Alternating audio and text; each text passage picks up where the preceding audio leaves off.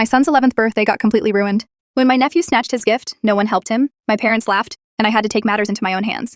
What happened next will shock you. Last weekend was my son Ethan's 11th birthday, and he had been dreaming about this day for months. He had been saving every penny of his allowance in a small jar he labeled phone fund, with his messy handwriting, doing extra chores around the house, and trying to keep his grades up. Meanwhile, I had been working double shifts at the hospital for weeks, my feet aching, missing dinners, and barely getting a moment to rest, just to make sure I could afford the phone he wanted.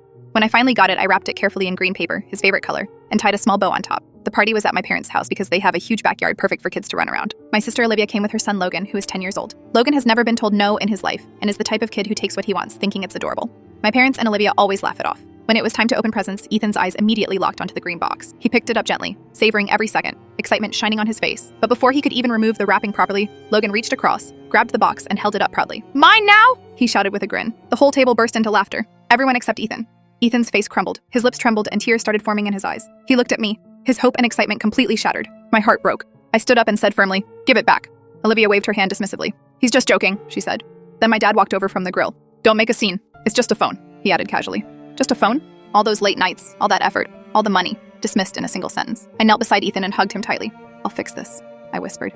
We stayed at the party a little longer, but the mood was ruined. On the way home, Ethan quietly asked, "Why didn't anyone help me?" I didn't have a simple answer, but I knew one thing. I wasn't going to let it end like this. Later that night, I drove back to my parents' house. Olivia's car was still in the driveway. Here's the thing, they all forgot. The car is technically in my name, and I had kept a spare key just in case. So I unlocked it and drove it home. Then I sent Olivia a text. "Mine now. Relax. It's just a car." Within minutes, my phone exploded with calls. Olivia was furious. My parents were calling too, demanding I return it immediately. I calmly replied, "Check the title. Check the payments. I've been paying for this car for years." Suddenly, it wasn't just a car anymore. The next morning, Olivia showed up holding the phone box. "Take it back. Just give me my car," she said. I opened the box. The phone had been handled but was still unlocked, so no settings were permanently changed. I looked at her and said, "This isn't how it was supposed to happen." She tried to argue, but I didn't back down. That same week, I started the car sale process immediately, and within a few days had recovered all the payments I had made over the years. And Ethan? That same week, I bought him a brand new, untouched phone. Exactly the one he had been dreaming of. My family says I went too far.